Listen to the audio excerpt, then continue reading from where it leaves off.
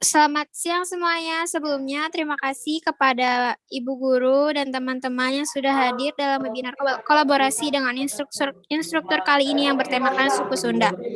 Sebelumnya, perkenalkan nama saya Rova Malisa dari SMA Negeri 2 Padang Rumah yang 1 jam ke depan akan menemani hadirin sekalian dalam Zoom meeting kali ini. Dan perkenalkan juga materi yaitu Kak Aster dari SMA Negeri 2 Padalarang, Kak Putri dari SMA Negeri 2 Padalarang, dan instruktur kita yaitu Bu Kiken Martiani. Oke, untuk aturan dalam webinar kali ini, mohon ketika ada pembicara yang sedang berbicara, para partisipan mematikan video maupun audionya, tidak perlu berlama-lama lagi, langsung saja kita ke materi yang akan kita bahas. Boleh kepada para presenter langsung saja. Halo presenter. Udah muncul? Sudah muncul. Udah, oke. Download. Udah lah ini. Itu nyambung. Rencanamu ini. Suku Sunda, sejarah kebudayaan, pakaian rumah. Sebelum langsung ke materi, saya akan menjelaskan terlebih dahulu tentang suku Sunda. Orang Sunda dikenal memiliki sifat optimis, ramah, sopan, riang, dan bersahaja. Orang Portugis mencatat dalam Suma Oriental bahwa orang Sunda bersifat jujur dan pemberani. Orang Sunda juga adalah yang pertama kali melakukan hubungan diplomatik secara sejajar dengan bangsa lain. Sanghyang Surawisesa atau Raja Samian adalah raja pertama di Nusantara yang melakukan hubungan diplomatik dengan bangsa lain pada abad ke-15 dengan orang Portugis di Malaka. Hasil dari diplomasinya dituangkan dalam prasasti perjanjian Sunda-Portugal. Beberapa tokoh Sunda juga menjabat menteri dan pernah menjadi wakil presiden pada Kabinet Republik Indonesia. Sejarah suku Sunda. Sunda sebagai nama kerajaan kiranya baru muncul pada abad ke-8 sebagai lanjutan atau penerus kerajaan Tarumanegara. Pusat kerajaannya berada di sekitar Bogor. Sejarah Sunda mengalami babak baru karena arah pesisir utara di Jayakarta atau biasa disebut Batavia atau yang lebih dikenal lagi sekarang disebut Jakarta masuk kekuasaan Kompeni Belanda sejak 1610 dan dari arah pedalaman sebelah timur masuk kekuasaan Mataram sejak 1625. Berikut adalah kebudayaan suku Sunda. Kebudayaan suku Sunda itu terdiri dari pakaian adat, rumah adat, seni tari, alat musik, kemudian ada juga seni bela diri yang biasa kita kenal dengan pencaksilat. Saya akan menjelaskan sedikit kebudayaan suku Sunda yang nanti mungkin akan dijelaskan lebih rinci lagi. Yang pertama ada pakaian adat suku Sunda.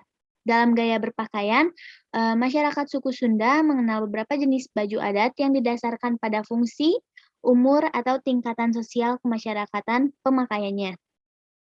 Berdasarkan tingkat strata sosial pemakaian, misalnya pakaian adat Jawa Barat bisa dibedakan menjadi 3 jenis, yaitu pakaian rakyat jelata, kaum menengah, dan para bangsawan. Nanti kita akan menjelaskan lebih jelas lagi. Kemudian ada rumah adat suku Sunda. Secara umum rumah tradisional suku Sunda adalah sebuah rumah panggung, sama seperti rumah-rumah tradisional lainnya yang ada di Indonesia. Bentuk rumah panggung ini bertujuan untuk menghindari masalah-masalah dari lingkungan yang dapat mengancam penghuninya. Kemudian ada seni tari, ada alat musik juga yang kita kenal yaitu calung, angklung yang sudah go internasional, kemudian ada kecapi suling. Menurut R.W. Van Bamelan pada tahun 1949, Sunda merupakan sebuah istilah yang dipakai untuk menamai dataran bagian barat laut wilayah India Timur, sedangkan dataran bagian tenggara dinamai Saho.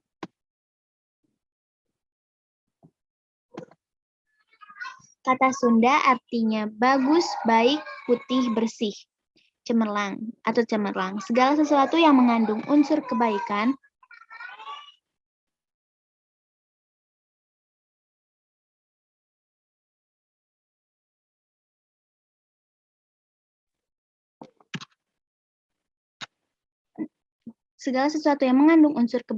orang Sunda diyakini mempunyai etos atau watak, karakter Kasundaan sebagai jalan menuju keutamaan hidup.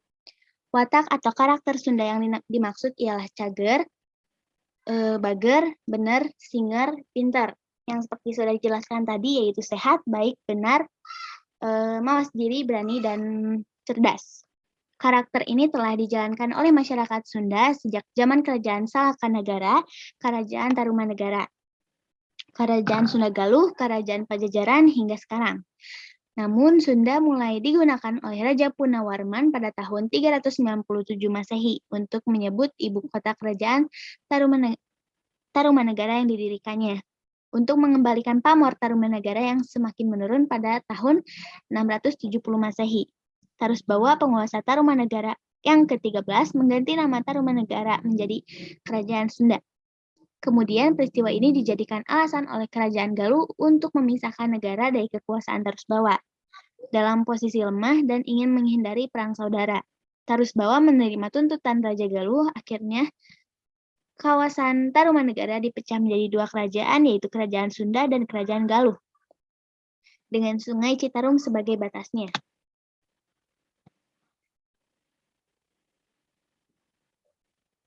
Suku Sunda adalah sekelompok etnis yang berasal dari bagian barat Pulau Jawa, Indonesia, yaitu berasal dari dan bertempat tinggal di Jawa Barat. Daerah yang sering disebut dengan Tanah Pasundan atau Tatar Sunda. Sunda adalah kebudayaan masyarakat yang tinggal di wilayah barat Pulau Jawa. Kebudayaan suku Sunda. Kebudayaan khas Sunda memiliki daya tarik yang kuat bagi para wisatawan yang datang ke daerah tersebut.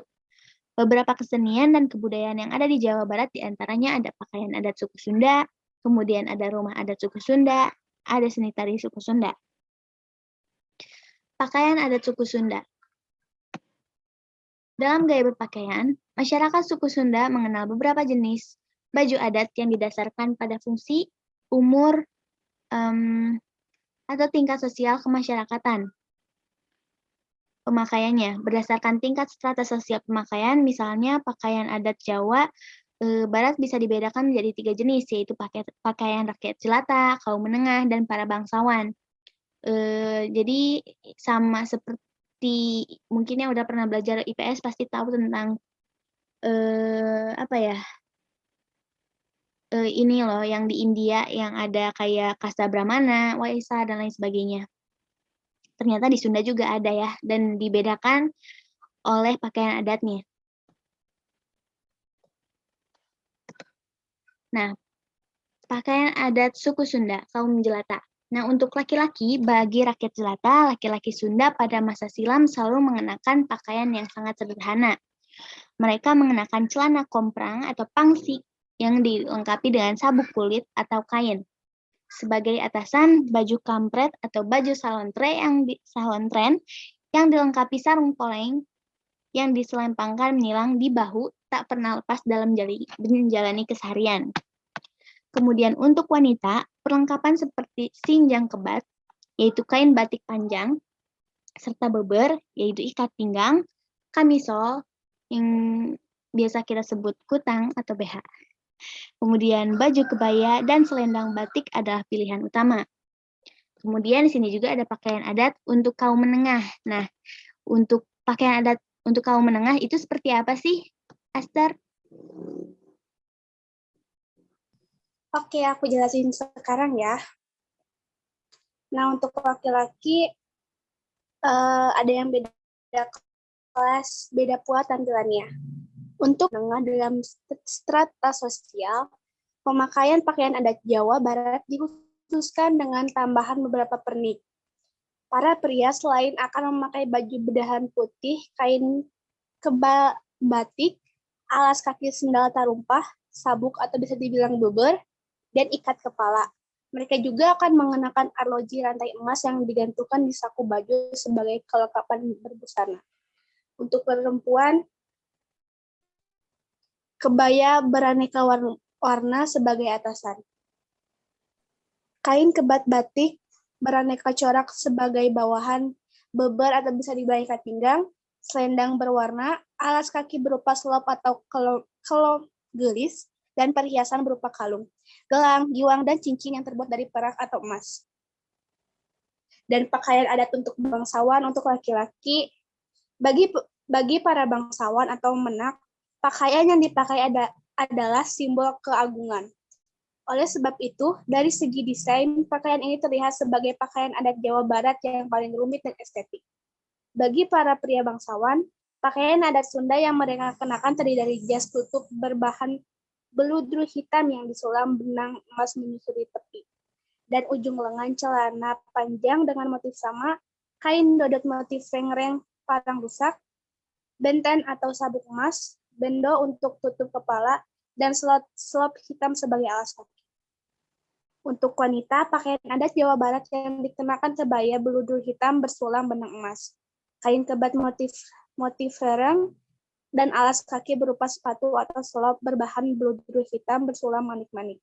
Tak lupa beberapa perhiasan juga dikenakan seperti tusuk konde emas untuk rambut yang disanggul, giwang, cincin, bros, kalung, gelang keroncong, peniti rantah, dan beberapa perhiasan lain yang terbuat dari emas bertahta berlian. Nah, untuk rumah adat suku Sundanya bisa dijelaskan oleh Bu Kikin. Assalamualaikum. Ada nyambung? Udah. Ya, ada ya. Baik, Assalamualaikum warahmatullahi wabarakatuh. Waalaikumsalam warahmatullahi wabarakatuh. Nah, kalau tadi kita berbicara tentang sejarah suku Sunda, maka di dalam suku Sunda juga ada yang disebut dengan rumah adat suku Sunda. Nah, rumah adat suku Sunda ini setiap daerah itu berbeda-beda ya. Mulai dari bentuknya, kemudian fungsinya, dan lain sebagainya. Namun pada intinya, rumah suku Sunda itu kebanyakan adalah rumah panggung. Rumah suku Sunda. Halo? Halo? Iya, Bu. Ibu. Nah, Iya, Bu. Ada suara Ibu? Suara Ibu kedengaran? Ada kedengaran, Bu. Oke, ya. Sip kalau gitu. Kita lanjutkan ya. Rumah adat suku Sunda.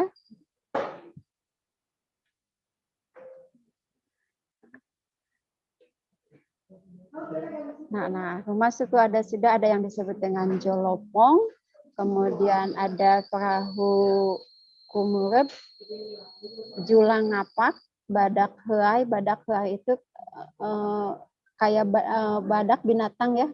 Binatang badak yang sedang menguap. Kemudian ada yang disebut, mohon maaf, ini namanya juga nama ya. Ini ada yang disebut dengan tagog anjing dan capit gunting. Oke, langsung. Nah, ini bentuk jolopong. Rumah adat jolopong. Rata-rata rumah adat Sunda itu kenapa panggung? Karena lebih menghargai bahwa masih mempunyai mitos bahwa kita harus selalu menghargai orang yang sudah meninggal, sehingga rumah yang dibangun oleh adat Sunda atau suku Sunda itu kebanyakan adalah rumah yang tidak menempel ke tanah. Ini lebih kepada menghargai orang yang sudah meninggal. Orang sudah meninggal itu dikuburkannya di dalam tanah. Oke, lanjutkan. Slide berikutnya, ya, berbentuk panggung. Kemudian ada badak heai yang tadi yang disebutkan. Ini artinya badak heai itu hewan badak yang sedang menguap, gitu. Yang sedang menguap, bahwa diartikan bahwa mempunyai ciri khususnya itu masing-masing tamu laki-laki dan perempuan ini biasanya dipisah, ya tidak bersatu ya. Ini kebanyakan ada di daerah Sukabumi. Oke, selanjutnya. Rumah perahu kumurep. Ini maksudnya itu kalau kita dilihat dari perahu kumurep itu seolah-olah kalau istilah Sunda mah parahuna nangkub gitu ya. Jadi tahu kan nangkub apa namanya ya, tengkurap gitu. Jadi nama tersebut menjelaskan bahwa bentuk atapnya memang persis seperti perahu terbalik. Kalau tengkurap itu terbalik, jadi mungkem, terdiri dari 4 bahan utama, yaitu trapesium yang berada di bagian depan dan di belakang. Kemudian ada bentuk segitiganya. Nah, kalian kan coba lihat next Halo. Slide berikutnya. Jublek. Jublek nangkub. Jublek nangkub, kemudian parahu, umurep itu hampir rata-rata semuanya itu adalah berbahan baku kayu.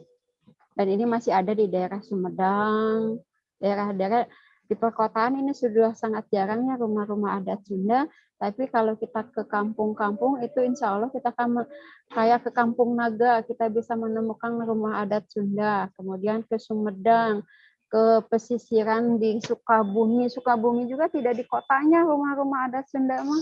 Kebanyakan adanya juga itu ada di kampung-kampung yang notaben mereka masih menghargai kebudayaan memegang kuku kebudayaan adat-adat suku Sunda. Oke, selanjutnya tagog anjing seperti ini. Kamu lihat ya, semuanya pada bawa rata-rata terdiri dari ijuk, bahan bakunya adalah kayu. Kemudian itu tidak menempel di tanah. Kalau kita lihat rata-rata rumah suku Sunda itu tidak menempel di tanah. Seperti yang Ibu sudah jelaskan di awal, rata-rata rumah suku Sunda itu menghargai dan menghormati orang-orang yang sudah meninggal. Jadi tidak menempel langsung ke tanah. Saya diperhatikan mulai dari tagog anjing, badak koi, itu semuanya rumah panggung. Nah, rumah panggung ini kalau kita lihat jarang sekali kita temui di kota-kota. Kalaupun ketemu di kota itu dulu ada yang dekat di ITB dulu ya, dekat ITB, tapi sekarang alhamdulillah sudah tidak menemukan lagi karena mungkin sudah tergerus dengan kemajuan zaman. Kalau di kampung-kampung masih. Oke, ini adalah tagog anjing. Bukan berarti kayak gogo gitu enggak ya, cuma namanya saja. Ini adalah julang ngapak. Oke, selanjutnya. Nah, itu adalah rumah suku Sunda. Mangga, kalau ada pertanyaan, materinya sudah selesai. Capit gunting. Ada satu lagi. Iya, capit gunting. Bisa diperhatikan ya, rumah-rumah adat Sunda itu tidak ada yang menempel ke tanah.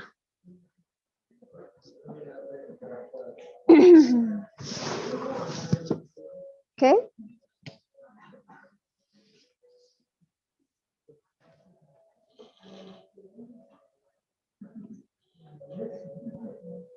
Silakan, Rofa. Ya. Iya, silahkan. Ibu kembali materinya sudah selesai untuk membahas rumah suku adat Sunda. Silahkan. Ibu kembalikan ke host. Ya. Baik, Assalamualaikum warahmatullahi wabarakatuh. Waalaikumsalam warahmatullahi wabarakatuh. Silakan untuk Rofa.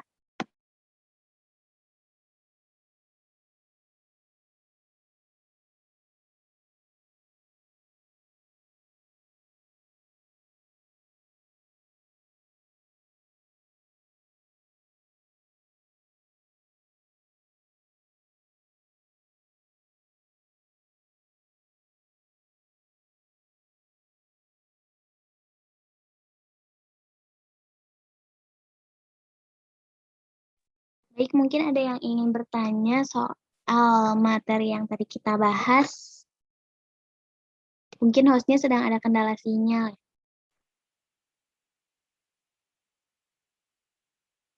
Bu juga luplep. Iya, Bu.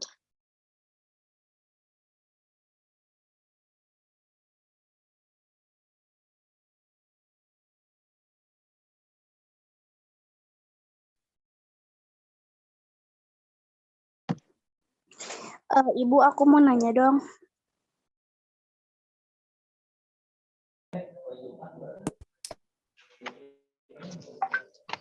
Oke, untuk materi Ya kumaha doan kieu.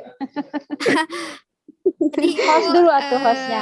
Hostnya baru ke dari moderator baru ke host. Sok. Kang Pabalil.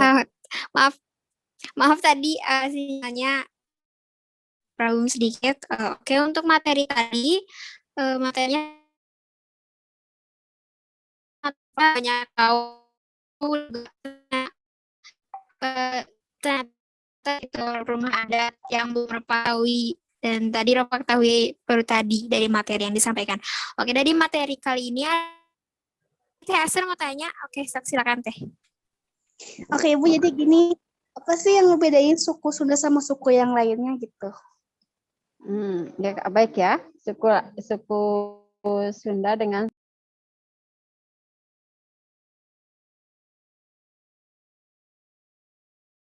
halo. Ya, halo Ibu. Lah, ada ya. Kedengaran Ibu? Kedengaran ya. Kalau kita melihat ke belakang itu, kalau kita ini aja melakukan perjalanan ke mana, ke luar Jawa gitu, lebih banyak rumah panggung. Pada intinya rumah-rumah adat di Indonesia itu kebanyakan sama gitu. Jadi maksudnya rumah panggung yang berdiri di atas tanah, lebih kepada mitos para leluhur kita bahwa lebih menghargai kalau kita rumahnya tidak menempel ke tanah, itu menghargai karuhun atau sesepuh yang sudah meninggal dunia. Pada intinya sama. Namun suku Sunda ini kebanyakan, lihat kamu di Padang juga kan ada yang rumah panggung gitu kan, ada. Kemudian kalau di Sunda itu kamu lihat rumahnya hanya terdapat di kampung-kampung. Kalau sekarang susah. Perbedaan yang paling utama itu dari bahan bangunannya.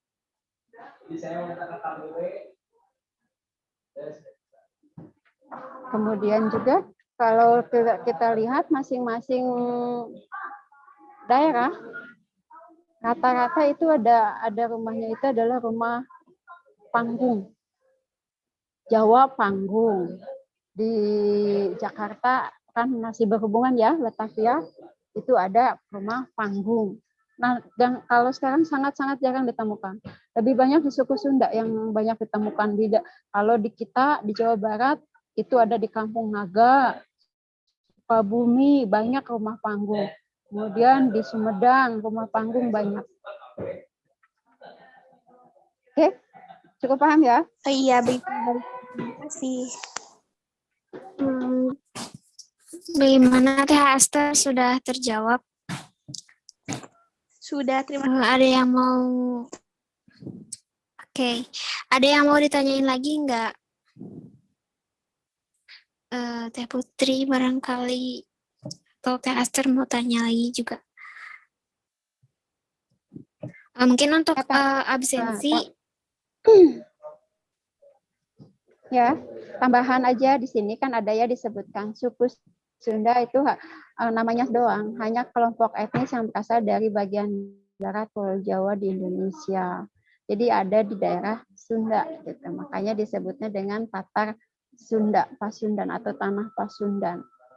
Namun yang perlu diketahui oleh semua itu, kebanyakan rumah-rumah yang ada di daerah itu adalah rumahnya rumah panggung, ya. Masing-masing daerah punya kok. Ibu.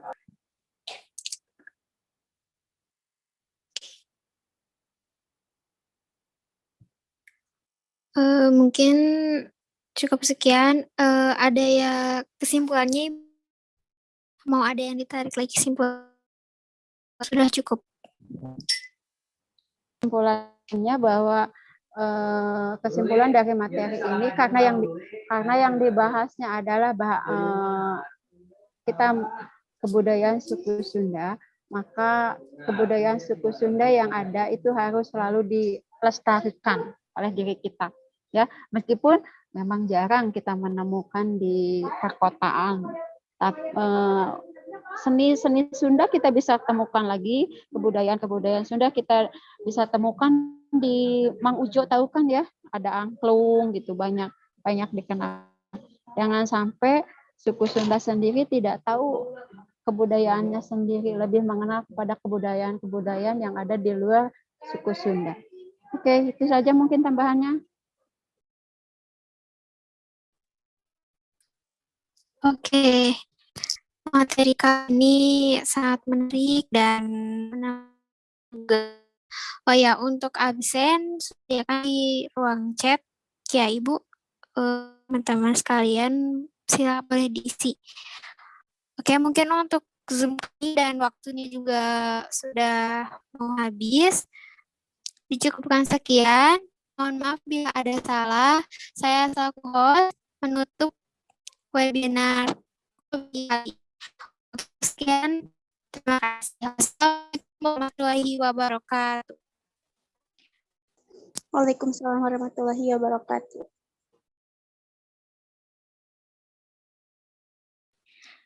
Presensi jangan lupa diisi ya. Terima kasih.